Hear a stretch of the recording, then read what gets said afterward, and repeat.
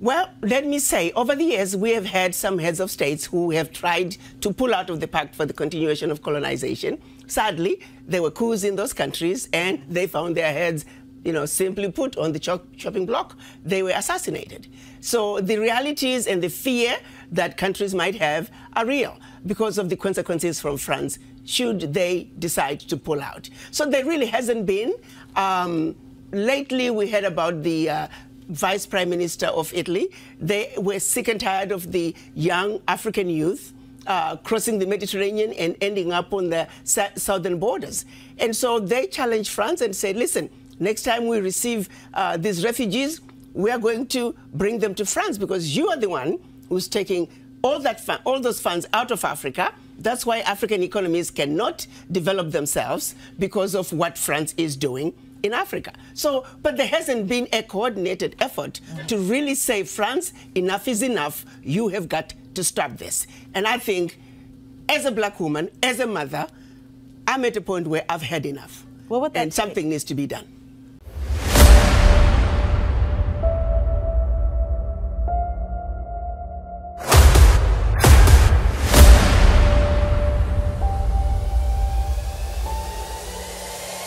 This is the journey to One Africa. It wasn't really a surprise. I think based on some information I had been privileged to, which I really can't disclose at this time, about 5 months earlier. So it wasn't really a surprise as such. And so this cause, I mean, this has been lots of discussion back and forth, obviously, from your supporters. And they say that your breakdown of the history of how modern-day Africa was created, colonization, and the control or impact France has had on many African countries is why you were let go. My supporters feel that way, and there's some suggestion and some evidence. Like I said, I'm not privy to that information, but I would. There is some evidence to that effect, yes. So you believe that France is still trying to silence you? Do you believe that? Let me put it this way. Maybe I lasted longer than I probably would have based on my views on France. And it's not even my view. It's basically stating the facts in terms of what France is doing to Africa. What they're currently doing? What they're currently doing and have been doing for decades since the quote-unquote independence of the former French colonies, yes. So what is happening? Because look, the reality is a lot of Americans are not necessarily hearing about what's happening in African nations.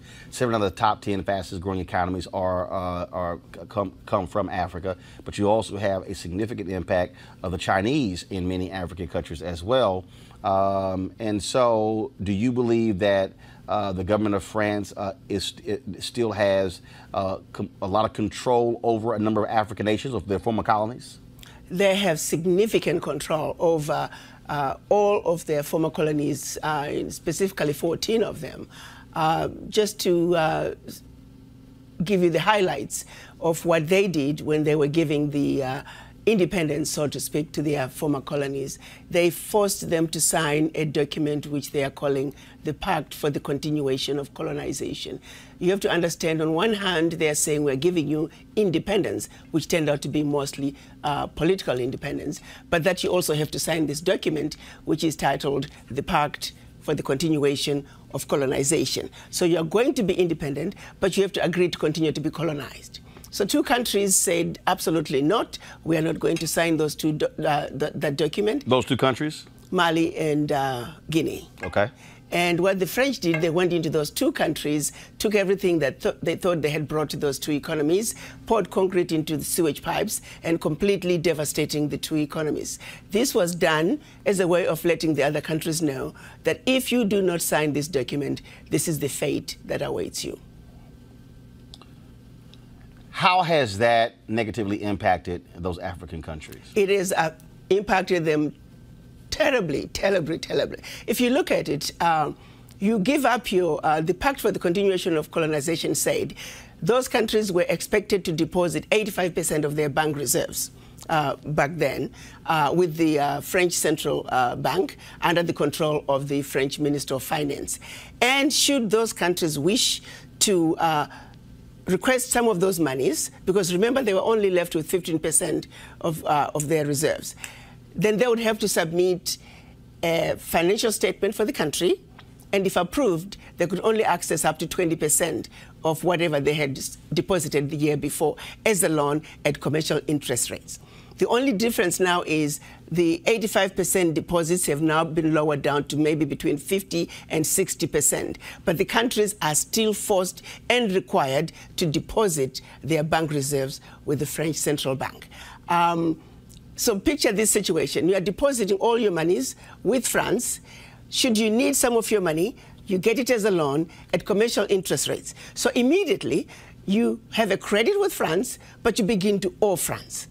This has been going on and continues to this day.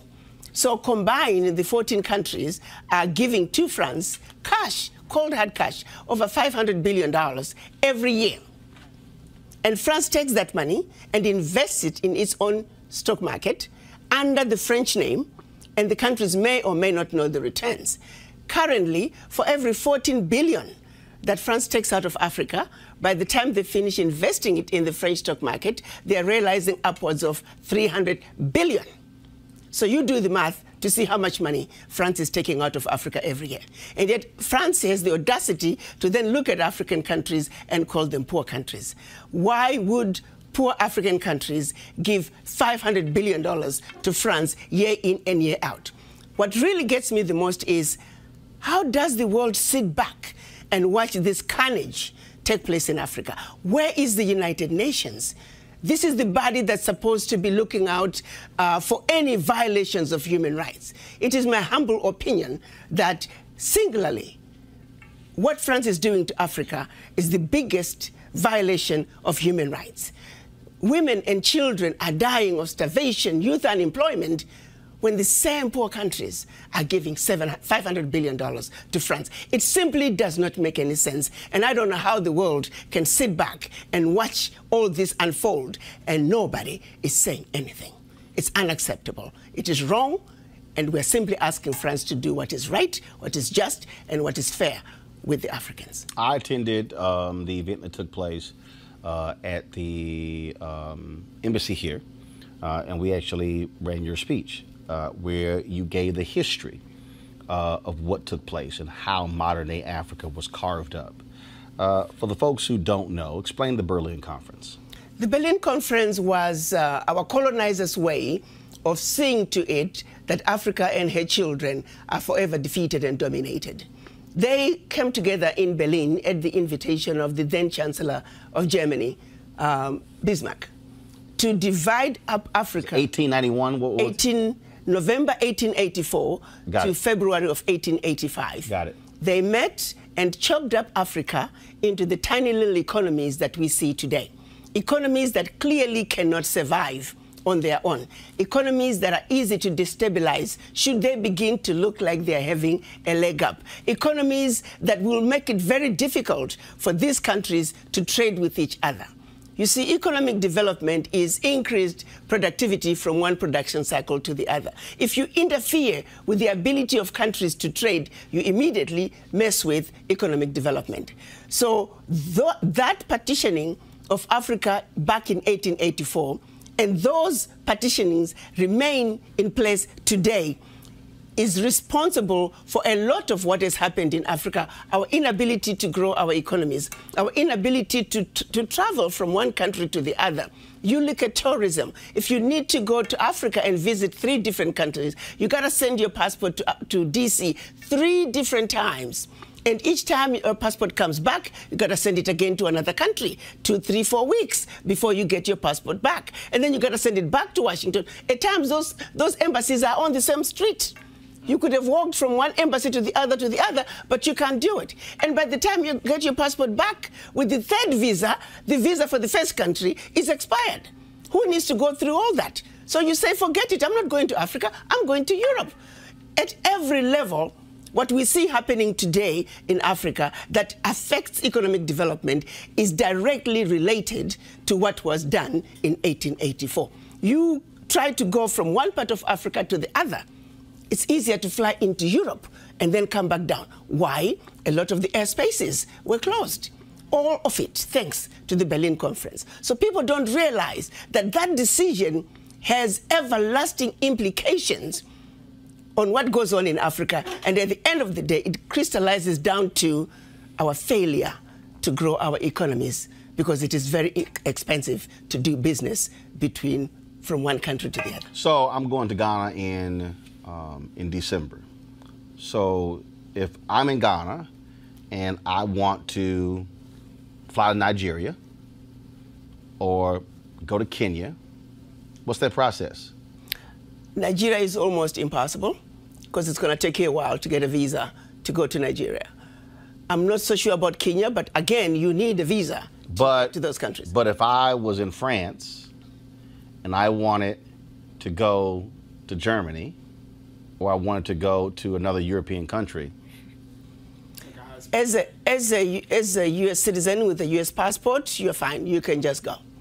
If you're from another country, you can actually just apply for what they call a Schengen visa. A Schengen visa allows you to travel throughout Europe. One visa will allow you to travel throughout Europe. Okay, but what I'm trying to understand is, so those rules that were set up that prohibits me from being in Ghana and deciding to say, hey, I want to go, the next 3 days I want to go to Nigeria, those rules were set up when?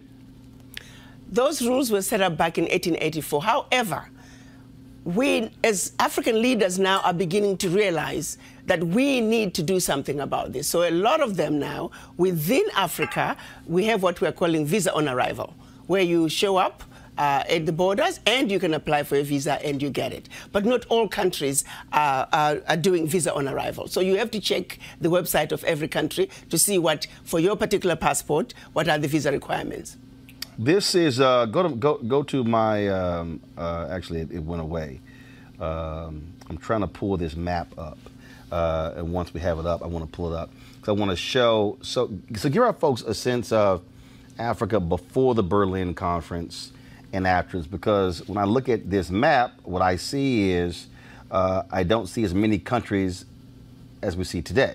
So we see Henry, go to my iPad, please. So this is a map of Africa before the Berlin Conference. Correct. So what we were prior to the Berlin Conference, we were massive, powerful kingdoms. Kingdoms with well-established religious and educational systems. Kingdoms that preceded the Greek civilization, the Roman Empire. If the truth be told, civilization began in Africa. Have you ever wondered why? When they talk about Greek philosophers, the mathematicians, they were sent to Egypt for training, to Egypt for advancement. It's because Africa already had it. The pyramids, the Zimbabwe ruins, they were there over 2,500 years before the Greek civilization, 2,500 years before the Roman Empire. It all started in Africa. That's part of the history that was cut out, and they set out to get us to forget that life as we know it began in Africa. Civilization as we know it began in Africa. The Europeans stole it from us. Explain the difference between the AU and the AUC. The African Union is the membership of all the 55 African heads of states. The African Union Commission is the working organ of the African Union. So the African Union has a president who's always another head of state, and that membership is for 1 year. The working organ of the African Union is the African Union Commission, and it also has a chairperson. That term is 4 years, and that's who Chairman Musa Faki Mahamat is. Jason. So, you know, I wanted to ask a question, and if you knew, I have a friend who's from the Comoros Islands, and he was telling me about the difference between some of the other islands, and in particular, one island that's under French control called Mayotte. I was wondering if you could expand on that and tell me a little bit about. Well, basically, well, it's like when you go to the Caribbean. You can even go to St. Martin You have one part which is Dutch and the other part which is French. They just chopped up these islands and these countries arbitrarily. It depends on who wanted what. You take, for example, part of the Kilimanjaro was supposed to all be in Tanzania, but I think it was one of the queens, the English queens was visiting, and the story goes that the granddaughter says, "Oh, but grandma, I like that mountain," and so the grandma just said, "Okay, no problem, let's just move the border a little bit into Tanzania so my granddaughter can have part of Mount Kilimanjaro." It was so very random, depending on who felt what. You look at how the DRC dips into Zambia in a very funny way. It's because Leopold decided he wanted a little bit more of the copper in Zambia, so he just carved it out the way he wanted it. It was all very arbitrary, and if you had a voice and the ability to do so and say, "This is what I want," okay, no problem, we put the border here. You mentioned earlier how you don't understand how the UN or any other global humanitarian entity has not interfered and, acted on behalf of AU, AUC, etc. I have that same concern now that I'm listening to you. But has there been a process? Is there a process to act against France legally regarding the UN, The Hague? Anything, because this to me seems like a clear violation of humanitarian laws, especially your recollection of them dumping concrete into sewers. It is a serious violation against humanity. Well, let me say, over the years, we have had some heads of states who have tried to pull out of the pact for the continuation of colonization. Sadly, there were coups in those countries, and they found their heads simply put, on the chopping block. They were assassinated.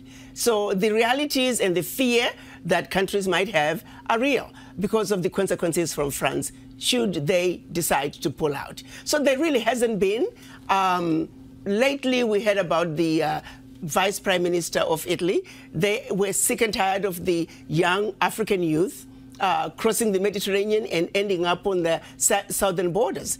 And so they challenged France and said, "Listen, next time we receive these refugees, we are going to bring them to France because you are the one who's taking all those funds out of Africa. That's why African economies cannot develop themselves because of what France is doing in Africa." So, but there hasn't been a coordinated effort to really say, France, enough is enough. You have got to stop this. And I think, as a black woman, as a mother, I'm at a point where I've had enough. What would that and something needs to be done. What would that take for a coordinated effort? If all of Africa could come together, if the entire continent could come together. But our reality is, because of the stronghold that France has on Africa, France can destabilize any of its former colonies with the push of a button. So the reality is, trying to push back against France is mission impossible at this time, which is why we are very pleased that finally the African heads of states were able to come together and agreed on what we are calling the African Continental Free Trade Area.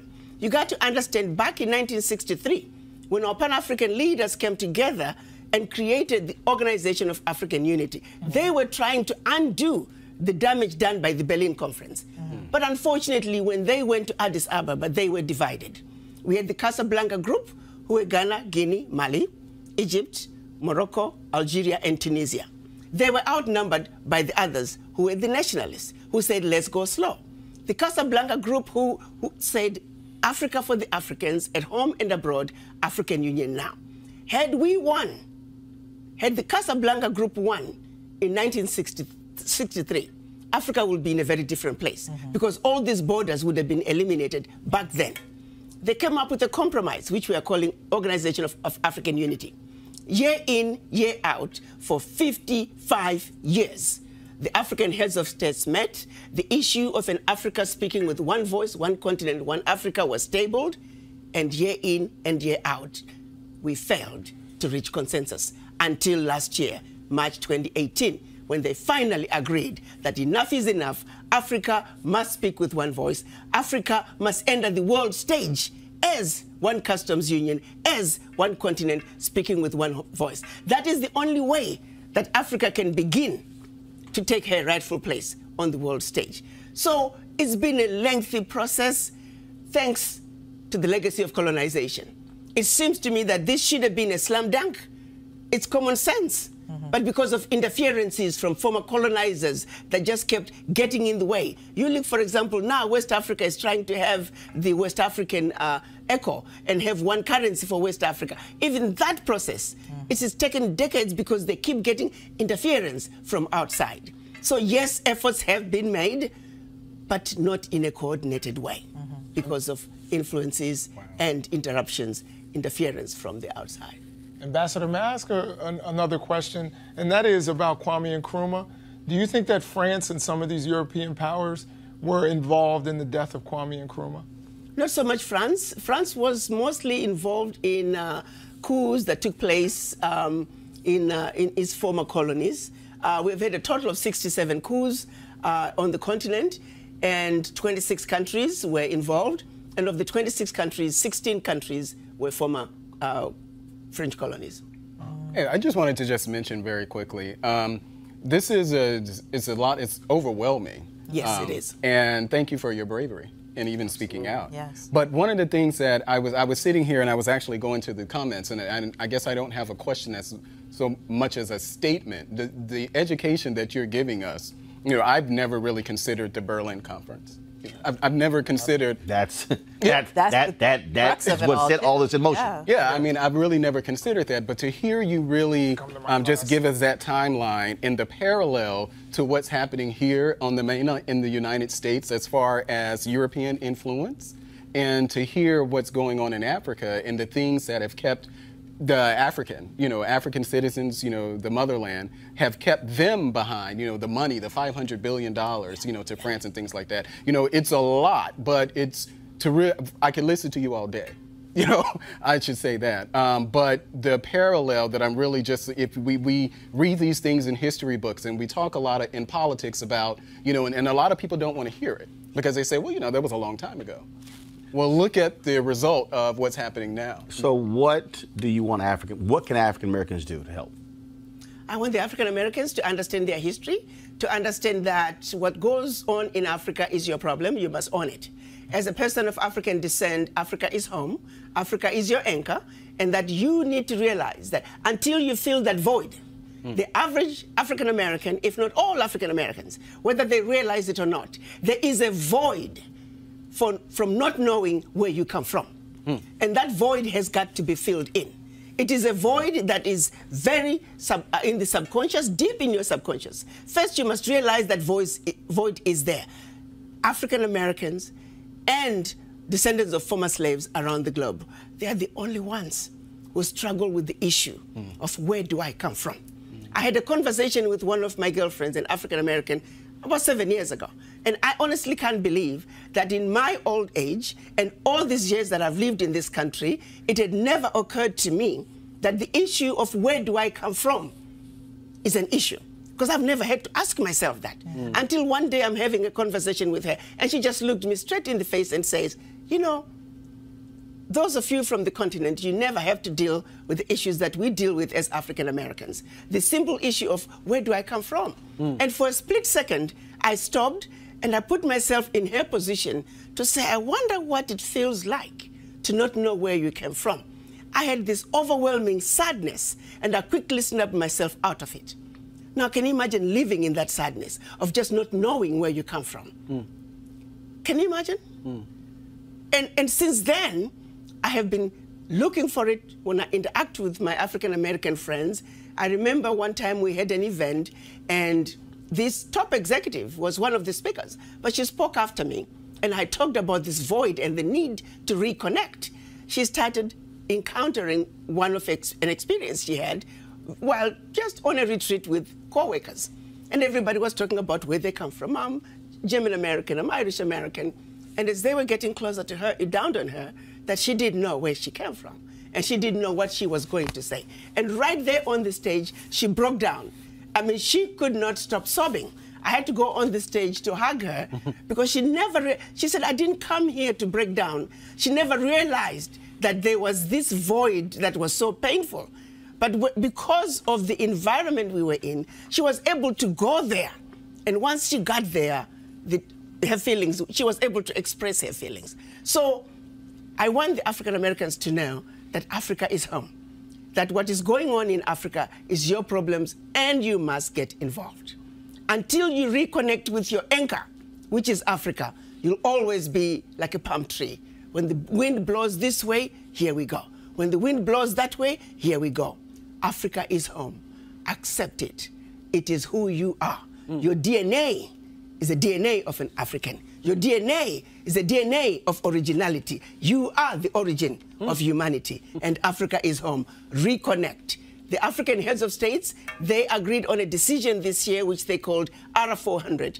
ARA standing for return, 400 standing for the 400 years. They declared once and for all that descendants of former slaves, Africa is their home, and that you must come home.